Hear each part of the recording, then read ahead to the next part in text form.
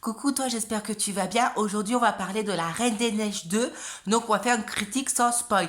Par contre, si toi, tu es quelqu'un de méchant et que donc tu veux spoiler dans les commentaires, tu peux, mais tu mets en gros spoil avant de mettre ton commentaire. Parce que généralement, on se fait spoiler avec les commentaires et ça, c'est pas très sympa. Je te laisse avec la vidéo. Bonjour les passionnés, j'espère que vous allez bien. Donc aujourd'hui on va donner notre avis sur la Reine des Neiges 2. Généralement on est plus ou moins d'accord sur certains points, mais là il y a un point où on diffère un petit peu. Donc du coup eh bien, on va vous le faire partager. Donc la question c'est, est-ce que la Reine des Neiges 2 est meilleure ou pas que la Reine des Neiges 1? Voilà, et on n'est pas trop d'accord. Bah pour moi non. Et pour moi en tout cas, il est au même niveau, voire même mieux. Il y a plusieurs points. Premièrement, il n'y a pas vraiment de chanson iconique dans ce film, selon moi. En tout cas, j'ai pas ressenti comme il peut y avoir dans le 1, principalement avec Let It Go ou Libéré, Délivré. Et le deuxième point important, c'est que l'élément principal de ce autour de quoi le film tourne, Elsa, the past is not what it seems. You must find the truth. c'est quelque chose que j'ai vu venir dès le début et que je trouve assez classique, très original. En soi, ça m'a pas non plus gâché tout le film, mais c'est ça qui me fait le mettre en dessous du premier, notamment. Alors je peux te rejoindre sur un point, il n'y a pas, alors je dirais pas qu'il n'y a pas de chanson iconique. Il y a un petit peu une chanson d'Elsa 2.0 et la chanson d'Olaf 2.0 où on sent vraiment que ça veut faire un peu comme Let It Go, la chanson d'Anna que je trouve extrêmement belle. Et par contre la chanson d'Olaf, eh ben, je me souviens déjà pas en fait. Je suis d'accord avec toi que les chansons ont peut-être moins marqué par rapport au premier. Après les ficelles scénaristiques dont tu parles, je l'ai personnellement moi pas vu venir. Donc, je l'ai vu venir à un moment donné, mais ça allait être un peu la révélation, donc voilà. Oui, tu l'as vu venir tardivement. Voilà, je l'ai vu venir tardivement. Il y a des choses où ça arrivait comme ça sur le coin de mon nez, j'ai fait ah, ok, pareil, j'ai pas. Voilà, certains détails, certains assez forts quand même dans le film que j'ai pas vu. Et pour moi, il y a aussi quelque chose qui est assez important, c'est que dans le 1, il y a un déséquilibre entre Anna et Elsa. Pour moi, Anna est clairement la première. Enfin, il y a un déséquilibre. Alors que dans le 2, il y a encore Anna qui est un peu plus en hauteur par rapport à sa sœur. Mais on voit que ça se complète un peu mieux. Il n'y a pas un gros déséquilibre dans les actions, etc. Et donc, D'accord. je sais pas si j'étais compréhensible. C'est compliqué En d'expliquer gros, ça. ce que tu veux Sans dire- spoiler surtout. Ce que tu veux dire, c'est que dans le premier, c'est clairement Anna qui est la protagoniste. Voilà, c'est ça. Alors que dans le 2, c'est plus équilibré à quel point elles sont les héroïnes du film. Et surtout que dans le premier, elles partagent pas beaucoup de temps d'écran ensemble. Là, dans le 2, c'est quand même beaucoup plus respecté et on comprend mieux du coup le lien de sœurs qu'elles ont parce que elles vivent vraiment une histoire ensemble et elles s'entraident en fait mutuellement. Tu vois, moi, c'est deux choses que tu cites du premier qui, moi, ne m'ont absolument pas gêné. Le fait qu'elles partagent peu de temps à l'écran, c'est vrai qu'en soi, surtout vu la thématique et Message de fin. je peux comprendre qu'on le voit comme un défaut. Après, moi, ce qu'on voit du début au niveau de l'enfance m'a suffi. Par contre, sur la question du déséquilibre, moi je trouve vraiment pas que ce soit un défaut parce que ok, c'est Anna la protagoniste, point, c'est ok. Je le vois pas comme un déséquilibre. Après, dans la fiche du film, on voit beaucoup Elsa au premier plan, etc. Donc, Pour moi, c'est plus un défaut du marketing et de la com que du film en lui-même, du coup. D'accord. Pour moi, il n'y a pas de problème de rythme. Je vois beaucoup ça dans les critiques, il y a un problème de rythme, je le vois pas.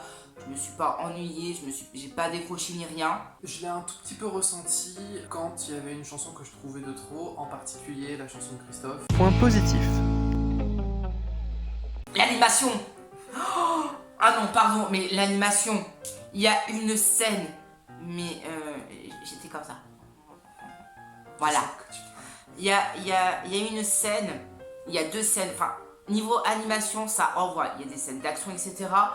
Il y a une scène que animation, il n'y a pas de dialogue, où on peut voir dans les bandes annonces d'ailleurs avec Elsa, avec une sorte de combat, mais il n'y a pas un mot, il y a juste la respiration d'Elsa parce que elle est un peu en train de jouer avec sa vie clairement.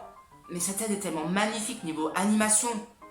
De manière globale, tout ce qui est visuel dans le film est Oui, très réussi. pareil, à un moment donné, il y a Anna qui, elle aussi, risque un peu sa vie. Et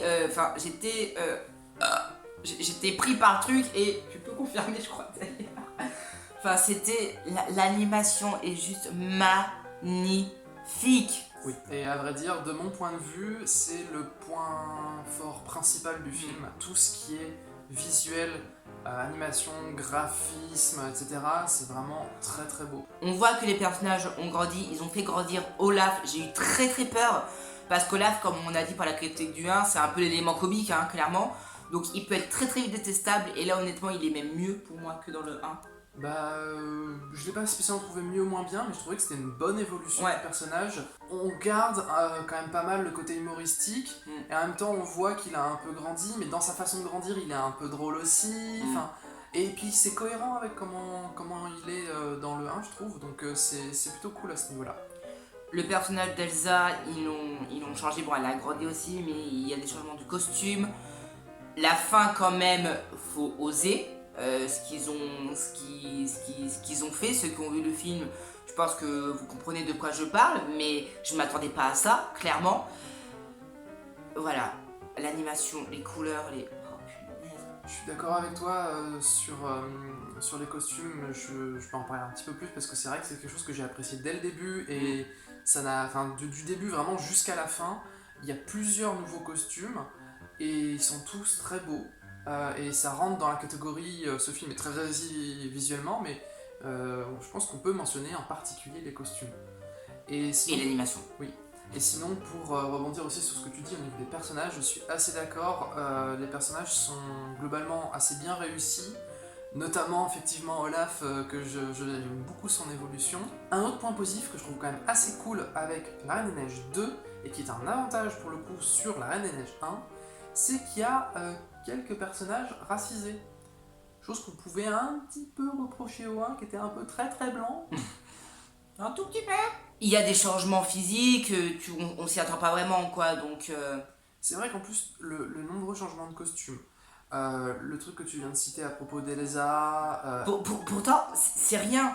Mais ça casse l'image d'Elsa qu'on peut voir avec sa tresse, etc. Là, elle a les cheveux détachés presque pendant tout le temps du film. Sur la fin surtout. Sur la fin surtout, dans ma scène préférée, elle a les cheveux détachés. Non mais j'ai...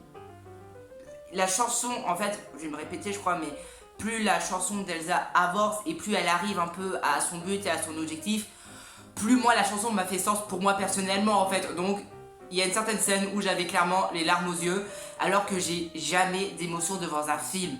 Je suis désolée de vous dire ça, Coco j'ai pas pleuré hein, donc... Par exemple, hein, voilà, Dumbo c'est pareil, donc c'est rare quand je suis émue devant un film, et là j'ai été émue.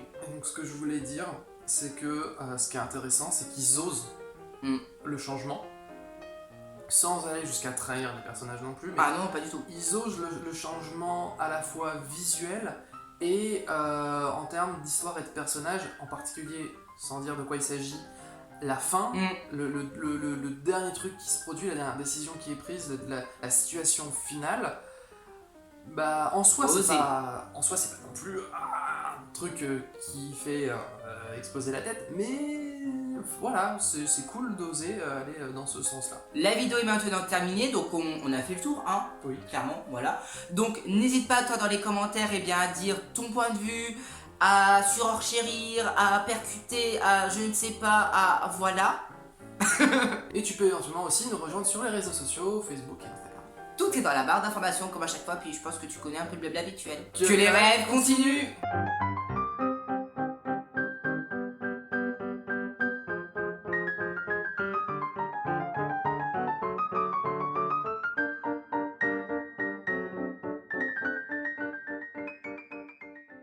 Pour moi, vie c'est global.